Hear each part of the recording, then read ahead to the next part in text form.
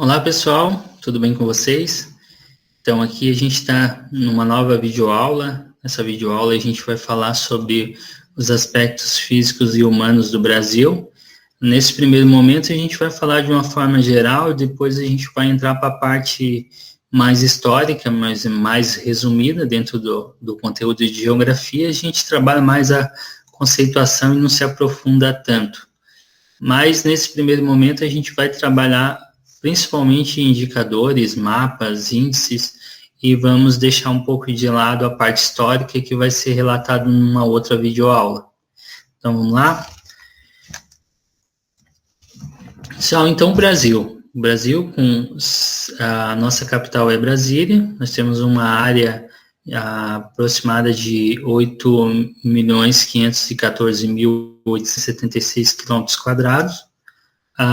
Nosso idioma é o português.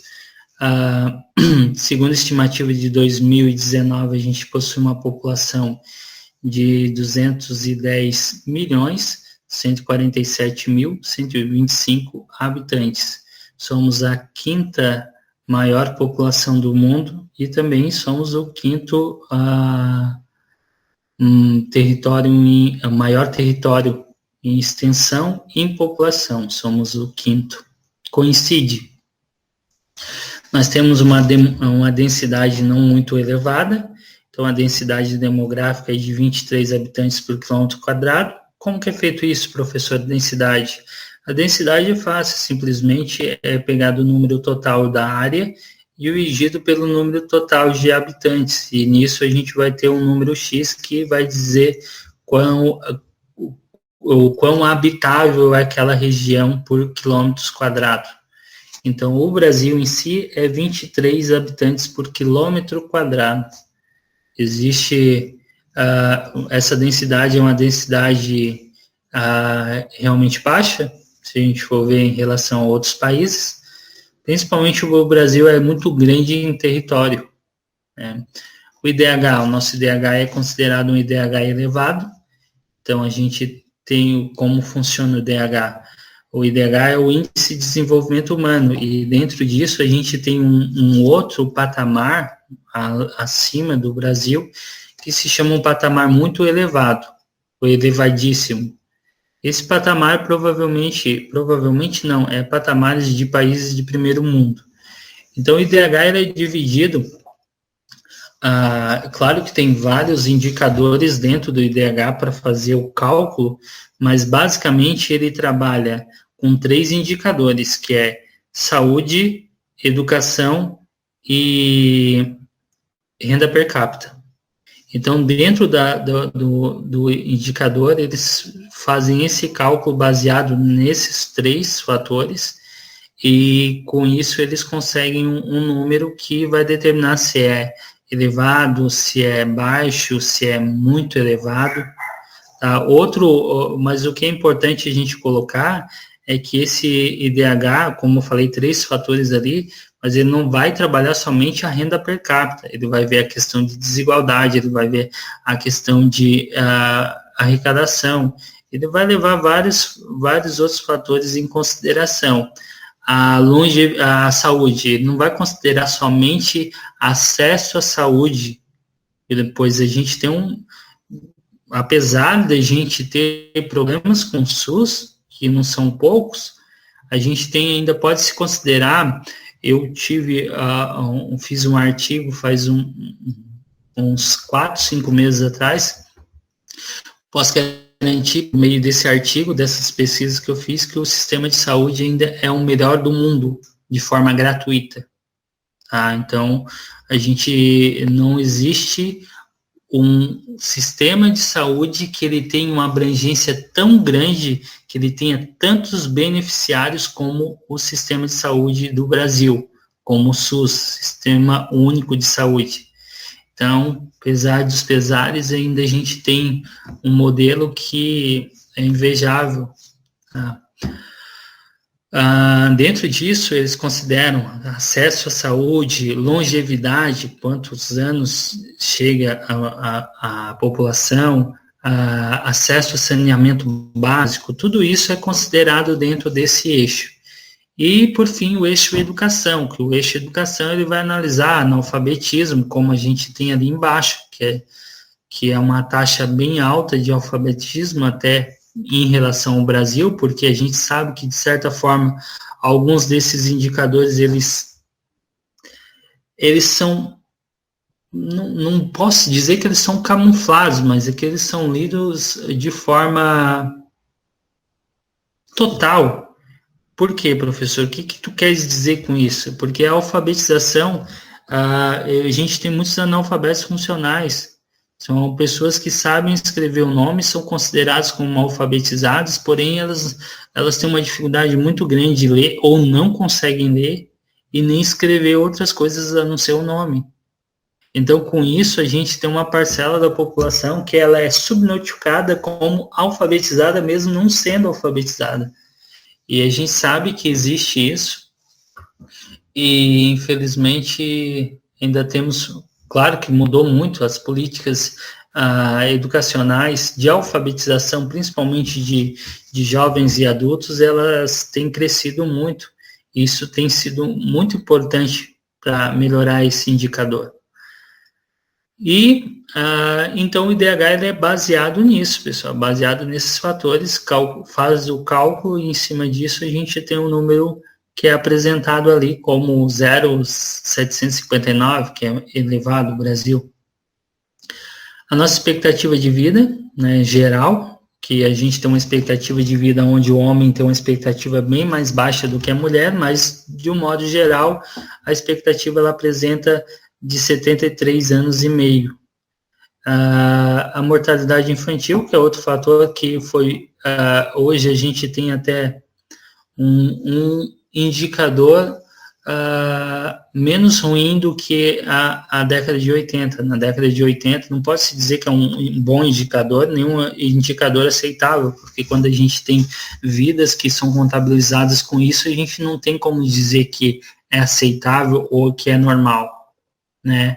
Mas a gente tem um indicador que realmente melhorou, principalmente na década de 80, pois quando começou o sistema do SUS e quando a gente teve uma mudança brusca dentro da Constituição e que colocou a saúde como um direito amparado dentro da Constituição, então a gente começou a ver que começou a se desenvolver várias políticas para a questão do pré-natal, a questão de políticas para gestantes, a questão de acompanhamento epidemiológico, que é isso, com as vacinas, com os tratamentos, com as prevenções. Então, isso ajudou muito com que os indicadores, aqueles índices que eram elevadíssimos, baixassem, tá? De uma forma considerável baixou. Só que ainda não é aceitável esses indicadores, né?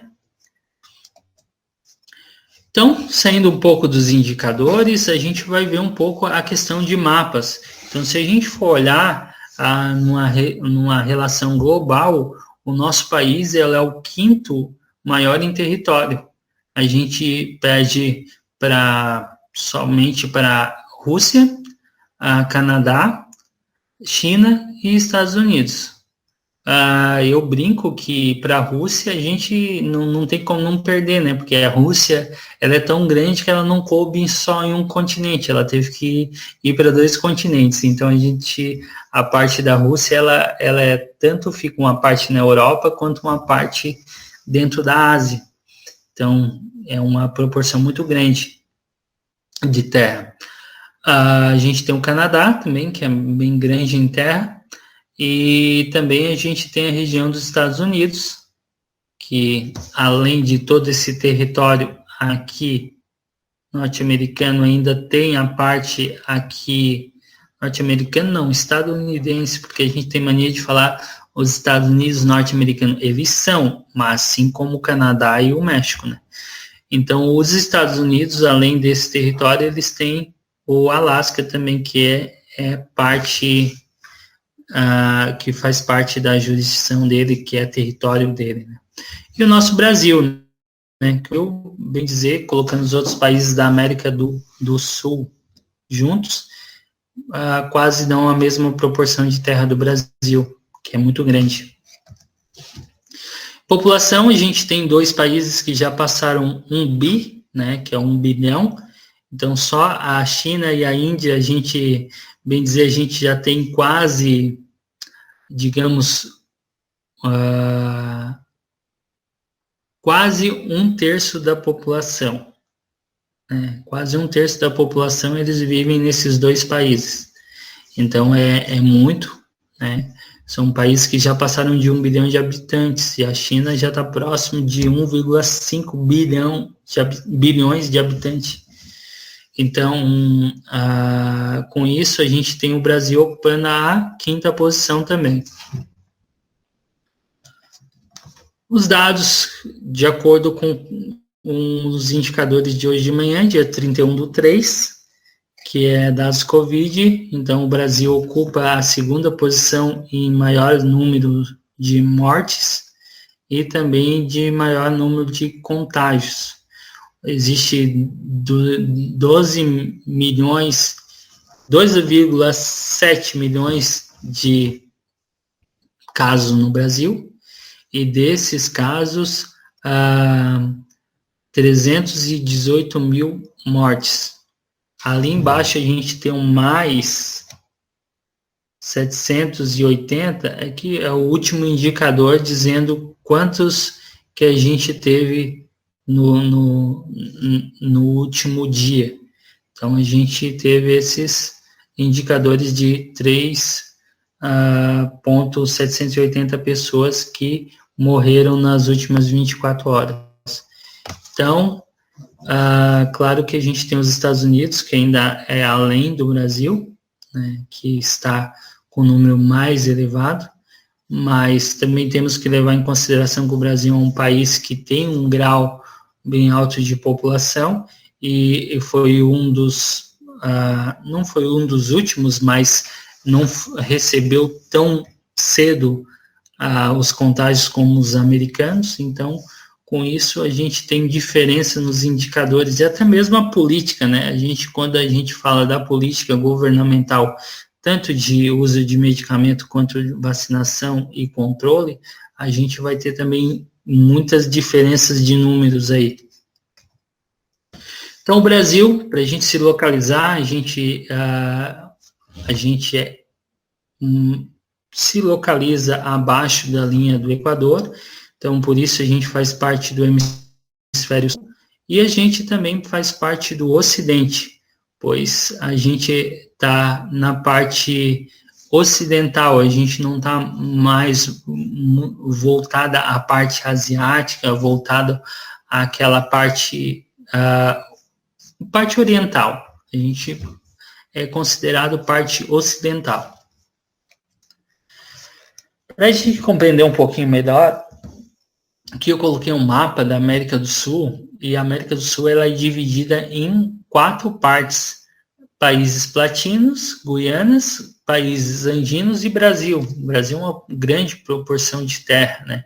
Então, aqui a gente tem as Guianas, aqui a gente tem os países andinos. Por que países andinos, professor? Porque fazem parte da cordilheira, tem ligação com as cordilheiras dos Andes, por isso que se chama andinos. São países de maior altitude, são países que têm a presença principalmente da cordilheira, tá? Ou próximo ou no próprio país. Então, outros países que a gente tem, os países platinos. Esses países platinos, quem faz parte? Paraguai, Argentina e Uruguai. São os países que são banhados pelo Rio da Prata. Tá? Rio da Plata ou da Prata. O Rio da Prata, ele também faz divisa junto com seus afluentes, junto com o Brasil, né? Entretanto, o Brasil, por ser uma proporção de terra tão grande, ele não faz parte desses países desses países platinos, tá? Quem faz é Argentina, Paraguai e Uruguai. Dos países que a gente tem na nossa América do Sul, dois países não fazem divisa com o Brasil, que são Chile e Equador. Os demais todos fazem divisa com o nosso Brasil. Equador e Chile não fazem. Essa figura, ela retrata as zonas climáticas da Terra. E eu utilizei ela não está com uma nomenclatura que a gente utiliza, que é a zona tropical, zona temperada e zona glacial, zona polar, mas ela traz uma figura com o Brasil. Então, aqui dentro da figura, onde está rosa, a gente vai estar dentro de uma zona que se chama zona tropical. Por quê, professor? Porque ela está dentro da zona dos trópicos. Ela está entre o trópico de Capricórnio, que fica embaixo, e o trópico de Câncer. Então, por isso que ela se chama uma zona tropical. Acima, a gente vai ter, tanto acima quanto abaixo, nesse mais amarelado ou mais marrom, de acordo com o que vocês estão vendo, eles vão trazer as zonas temperadas.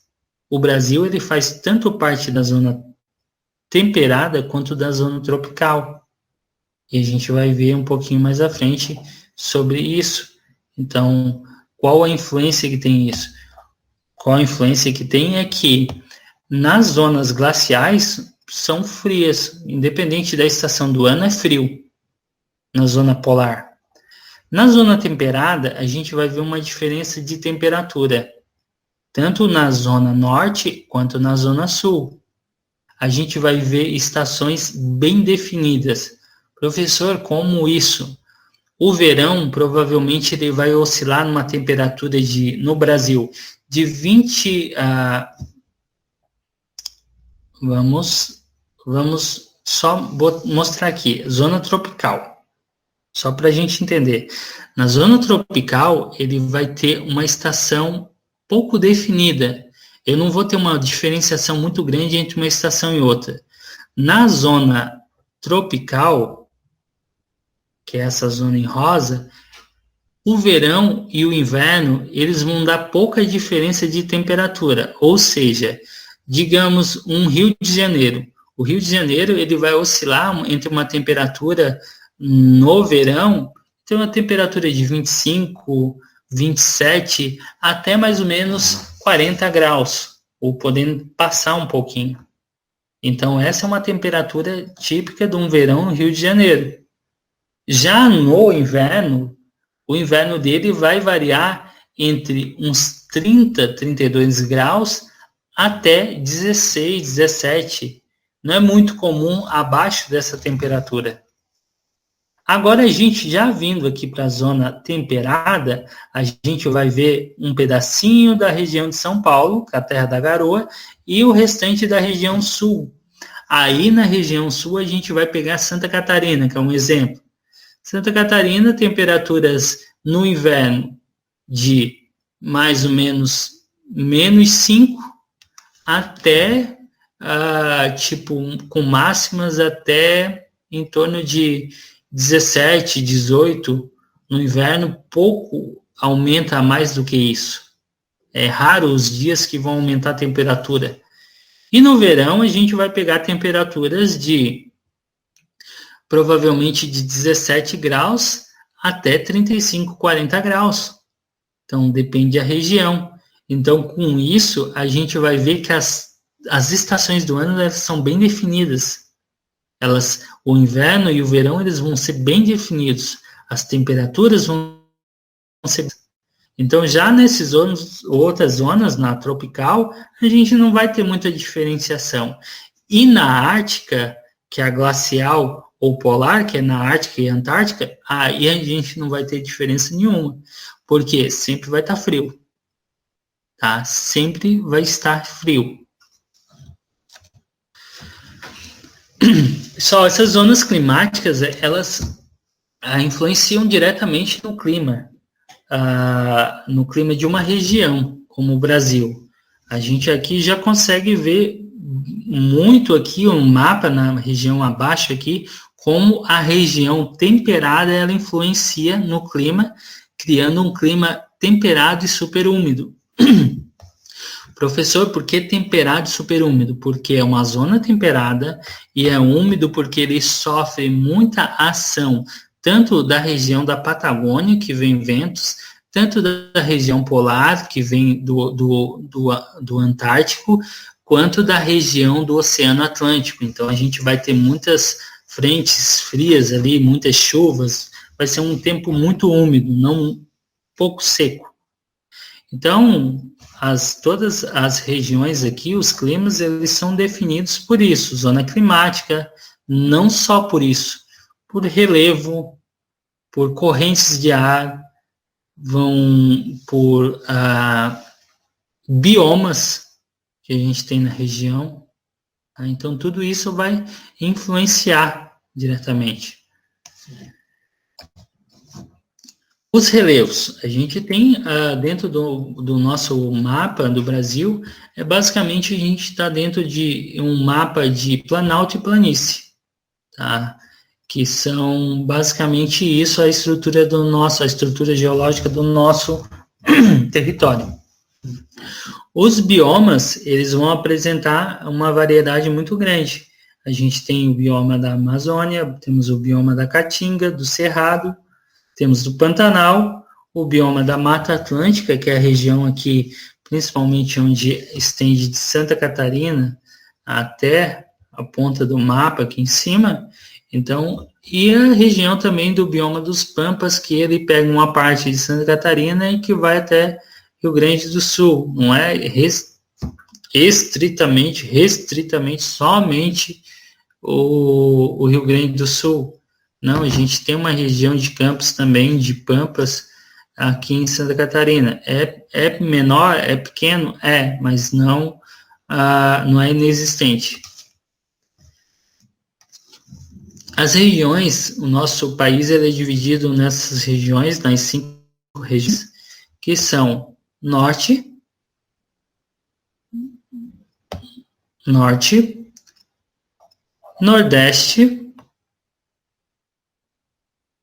Centro-Oeste, Sudeste e Sul. Então, a gente vai ter